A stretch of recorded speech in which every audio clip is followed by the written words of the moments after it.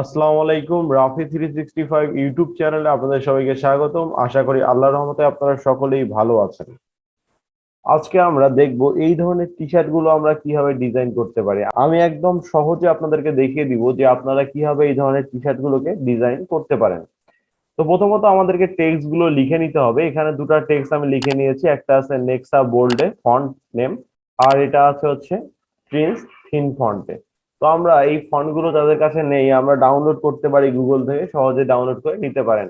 এছাড়াও যদি আপনি আমার এই ভিডিওটা দেখেন, এই ভিডিওতে আমি দিয়ে দিয়েছি আমার সবগুলো ফন্ট, গুগল ড্রাইভে দেওয়া আছে, আপনারা চাইলে ডাউনলোড করে নিতে পারেন। যাই হোক, আমরা আজকের ভিডিওটি শুরু করি। আমরা প্রথমে এই যে জিরো লেখাটা, এটার ডিজাইনটা করার চেষ্টা করি। আমি জিরো লেখাটাকে একটু বড় করে নিলাম। আচ্ছা, বড় করে নেওয়ার পর আমরা কিভাবে কাজটা করতে পারি দেখেন। আমি একটু জুম করে নিচ্ছি আর্টবোর্ডটাকে। অল্টার ধরে আপনি মাউসের হুইলটাকে উপরের দিকে ঘোরালে আপনার আর্টবোর্ডটা জুম হয়ে যাবে। জুম হয়ে যাওয়ার পর আমরা সর্বপ্রথম এই যে টেক্সটটা আমরা নিয়েছি এটাকে আমরা রাইট ক্লিক করে ক্রিয়েট আউটলাইন করে দিব। আউটলাইন করার পর এটাকে আমরা আনগ্রুপ করব। ওকে, আনগ্রুপ হয়ে গেছে, দেখেন প্রতিটা আলাদা আলাদা আছে। আনগ্রুপ করার পর এগুলো যদি সিলেক্ট থাকে আমরা ডিসিলেক্ট করে দিব। ডিসিলেক্ট করার পর আমরা চলে যাব পেন টুলে। পেন টুলে আসার পর আমি এখানে একটা ক্লিক করি, শিফট চেপে ধরে সোজাসুজি এখানে একটা ক্লিক করি, আবার শিফট চেপে এখানে একটা, আবার সোজাসুজি ক্লিক করার জন্য শিফট চেপে এখানে ক্লিক করি। দেন আমরা এখানে একটা ক্লিক করি আর সোজাসুজি আবার শিফট চেপে এখানে একটা ক্লিক করে দেই। দেওয়ার পর দেখেন এখানে কিন্তু আমার একটা শেপ তৈরি হলো। তো শেপটাকে একটু কালার দেই, তাহলে দেখতে পারবেন এই যে নতুন একটা শেপ তৈরি হলো। এখন আমি এই যে ই লেখাটা আছে সম্পূর্ণটাকে সিলেক্ট করি। সিলেক্ট করার পর উইন্ডো থেকে আমি চলে যাব সরাসরি পাথ ফাইন্ডারে। তো আমি উইন্ডো থেকে চলে যাচ্ছি হচ্ছে পাথ ফাইন্ডারে। যে পাথ ফাইন্ডারে ক্লিক করলাম, ক্লিক করার পর পাথ ফাইন্ডারের অপশন আপনার সামনে চলে আসবে। আপনি এখান থেকে ডিভাইডে ক্লিক করে দিবেন। ডিভাইডে ক্লিক করার পর এটা গ্রুপ হয়ে যাবে, তাই রাইট ক্লিক করে আনগ্রুপ করব। আনগ্রুপ করার পর এটাকে সিলেক্ট করব, ডিলেট, তাহলে এটা ডিলেট হয়ে যাবে। ওকে, ডিলেট হয়ে গেল। এখন সম্পূর্ণটাকে সিলেক্ট করি, কন্ট্রোল জি দিয়ে গ্রুপ করি, গ্রুপ করে কন্ট্রোল জিরো দিয়ে আর্টবোর্ডটাকে ঠিকঠাক করে নেই।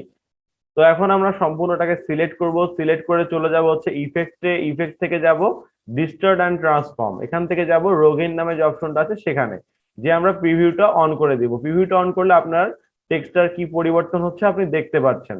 তো এখান থেকে আমরা এই যে সাইজটা আছে একটু কমিয়ে দিই, ঠিক আছে, এটা এত দরকার নেই, 3% করে দিলাম। আর ডিটেল যেটা আছে এটাকে আমরা একটু বাড়িয়ে দিই। এখান থেকে আমরা 45 বা একটু বেশি করতে পারি। আমরা এখান থেকে 45 51 করে দিলাম। 51 করে দেওয়ার পর আপনি এটাকে স্মুথ করবেন নাকি কর্নার করবেন। যদি স্মুথ করতে চান তাহলে এখানে ক্লিক করে দিবেন, আর কর্নার করতে চাইলে এখানে ক্লিক করে দিবেন। তো আমাদের এটা হয়ে গেলে আমরা এখান থেকে ওকে তে ক্লিক করব।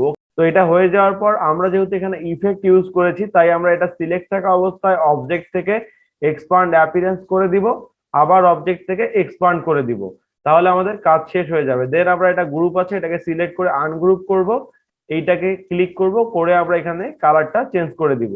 দেন এটাকে সিলেক্ট করে আমরা এটার কালারটাও চেঞ্জ করে দিব। দেওয়ার পর যে পেইন লেখাটা আছে আমরা এখানে নিয়ে আসি এটাকে মিডিল বরাবর। দেন আবার এটাকে আমরা গ্রুপ করে দিই, কন্ট্রোল জি দিয়ে গ্রুপ করে দিলাম। দেওয়ার পর পেইন যে লেখাটা আছে এটাকে আর একটু বড় করে নিই, নেওয়ার পর আমরা এটাকে সিলেক্ট করি। দেন আমরা পেইন লেখাটাকে সিলেক্ট করি, করে একে কি অবজেক্ট করি।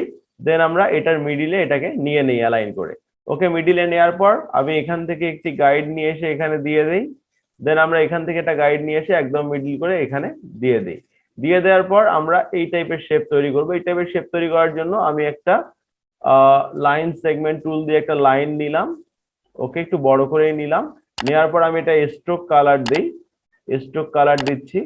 ওকে, স্ট্রোক কালার আমি 10 করে দিলাম বা 11 করে দিলাম। দেওয়ার পর যেহেতু স্ট্রোক ইউজ করেছি তাই অবজেক্ট থেকে এক্সপান্ড করে দিলাম। ওকে, এক্সপান্ড করে দেওয়ার পর এটা সিলেক্ট থাকা অবস্থায় সেম ভাবে ইফেক্টে যাব।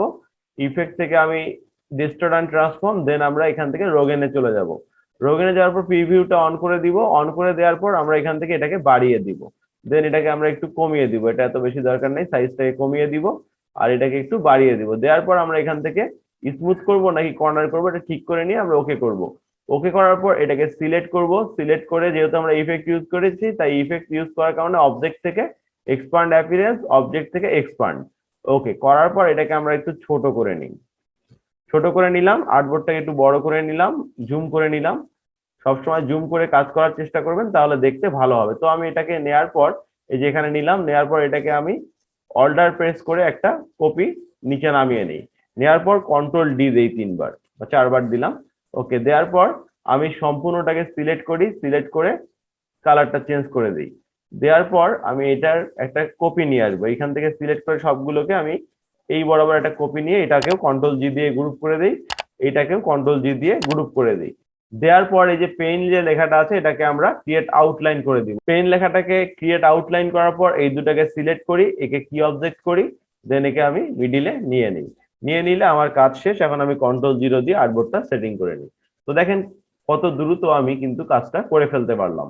তো আমার মনে হয় এইভাবে আপনারা খুব সহজে টি শার্ট গুলোকে ডিজাইন করতে পারবেন। যদি ভিডিওটি ভালো লেগে থাকে অবশ্যই ভিডিওতে একটি লাইক দিয়ে দিবেন। যদি আপনি আমার চ্যানেলে নতুন হয়ে থাকেন অবশ্যই চ্যানেলটিকে সাবস্ক্রাইব করে সঙ্গে থাকার চেষ্টা করবেন। ভালো থাকবেন সবাই আল্লাহর রহমতে। আসসালামু আলাইকুম। আল্লাহ হাফেজ।